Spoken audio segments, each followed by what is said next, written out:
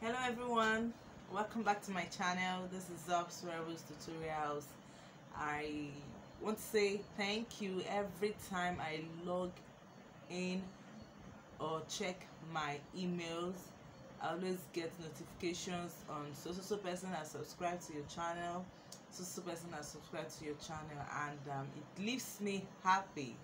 So I am saying thank you to every one of you that have subscribed to our channel before now, and those that are still going to subscribe, I'm thanking you ahead of time. All right, tonight, it's actually some minutes to 9 here in Nigeria. 8 minutes to 9 o'clock here in Nigeria, and then for me this is actually the best time to make a video because I don't have my boys distraction around, and some of you have been complaining about the cockroach. I guess they are asleep right now and there won't be any cockroach disturbance. All right, so tonight we are going to be looking at how to cut a handkerchief flame just as it is, or as it is displayed in the display picture of this particular video. So let's get started. The measurements we need, what we are working on is just the flame.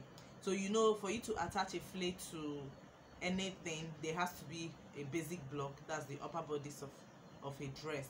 So that's from the shoulder to the waistline. Then you can attach the flame to complete the dress, making it a full top or a gown. All right, so the center of attraction is just on the flame. So the measurements I'll be needing for this particular handkerchief flame, we would need just the waist measurement. Usually my waist measurement is 33 inches, and the length of the flay. So the length of the flay, to determine the length of the flay, you have to minus your full length, that's your blouse length or gown length, or minus the half length from the full length. So let's say if the blouse length is 25 inches minus 16 or 17 inches half length, the remaining is going to be the full length of your flay. All right, then the waist circumference, to determine the radius, we are going to be dividing the waist, which I said mine is 33 inches, by 6.28. So 33 divided by 6.28 is going to help us determine the radius of our flame. Okay, 33 divided by 6.28, we have 5.25. This is the radius of our flay. Then the length of the flay is going to be, like I said, 25 inches. That is the full length of the top, minus 16 inches, the half length of the top. We have 9 inches. So 9 inches. Now, to determine the amount of fabric you place on fold, the result of your full length minus your half length, which is 9, you add it to the radius of the circle you are working with, which is 5.25. So 9 plus 5.25 should help us determine the amount of fabric we are going to be folding.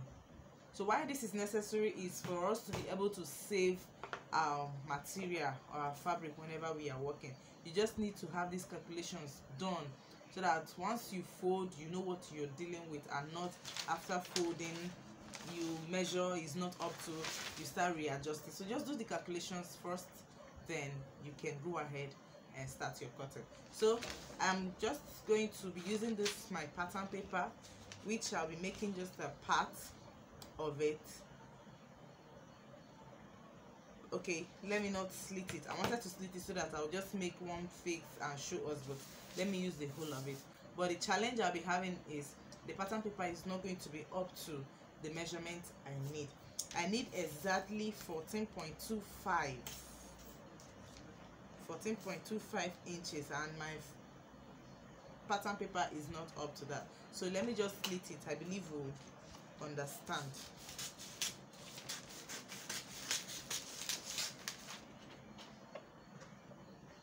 Okay, I've slit my paper into two, and still I'm not getting the amount of paper I need for this particular flay. So what I'll be doing now is to manipulate the measurement. I'm not going to be using the measurement I stated earlier, but the process is just the same. It's just that I want a situation whereby as I'm doing it, you're understanding it based on the measurement I'm using. But if you're making yours, please use your measurement or use your client's measurement. This is just a tutorial to give us a guide. So let's work with a smaller waist measurement so that the paper can accommodate it perfectly, and when it is cut to understand it also. So I'll go by a child's measurement. Let's take the length of, let's take the waist circumference of this child to be 25 inches. So 25 inches, you also divide it by 6.28, and we have 3.9 inches as the radius of the circle. So the length of the blouse, okay, so the waist measurement is 25 divided by 6.28, we got 3.9. Now the length of the dress from shoulder to where the dress will stop is around 14 inches for this particular client. Maybe let's assume is a child, 14. Then the half length from shoulder to the waistline is 9 inches. So to get the length of our fillet, we are going to be deducting 9 inches from 14 inches, and that is going to give us 5. Now to determine the amount of fabric to place on fold, we have 5 plus 3.9 inches. Okay, now to fold our fabric, we are going to be folding by 5 plus 4, 3.9 approximately is 4 inches. So 5 plus 4 is 9 inches. So to fold this fabric for this paper for our fillet, we'll be folding 9 inches. Like I told us earlier when I was working with the other measurement, you do all these calculations so that you can be able to save some fabric. So you place your tape from the center of fold. You are going to fold into 4. As you can see, this is the fabric, assuming, and this is the first fold. You folded into 2, you fold again into 4. Now from the place of fold, this is the folded part, these are the open ends.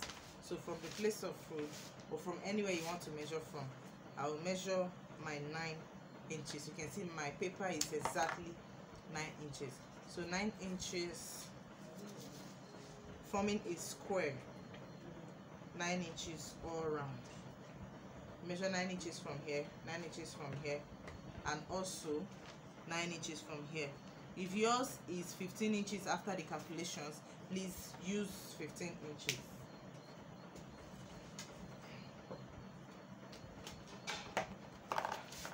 So I'm going to connect the lines.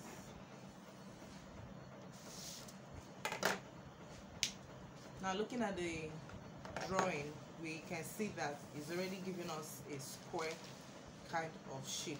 So the next thing to do now, after marking out the box, is to measure the radius of our circle, and the radius we are working with is 4 inches. So you also place your tape, 4 inches, 4 inches,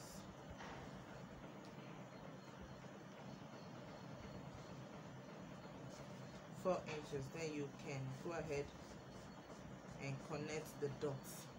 So this is going to serve as the radius of our fillet. Then the remaining, we have 5 inches, and here we equally have 5 inches. Okay, so if it were to be a normal fillet and we just needed 5 inches for our fillet, what we would have done is to pick from our radius, measure 5 inches. That is if we wanted a circle fillet. But remember, what we are doing, we are not cutting out a circle fillet, we are making a handkerchief kind of fillet. So if it were to be a circle fillet, you just go ahead, cut out your radius and then you cut out the full length of the flay. But what we are making, like we said, is a handkerchief kind of flay, so we don't need this. The only thing you need to cut out now is the radius of your circle and then the square down. You cut it out.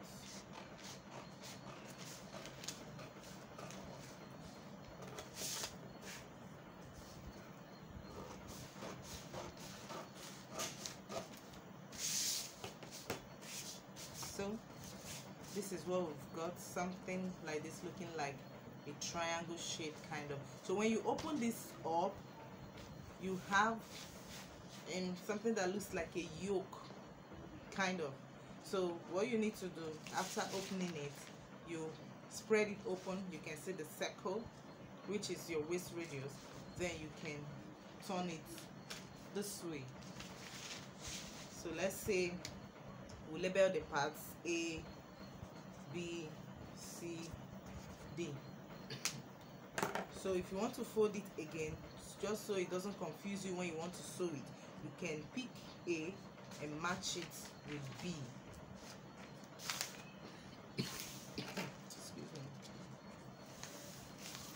So when you match your A with B, after sewing, this is what you should have.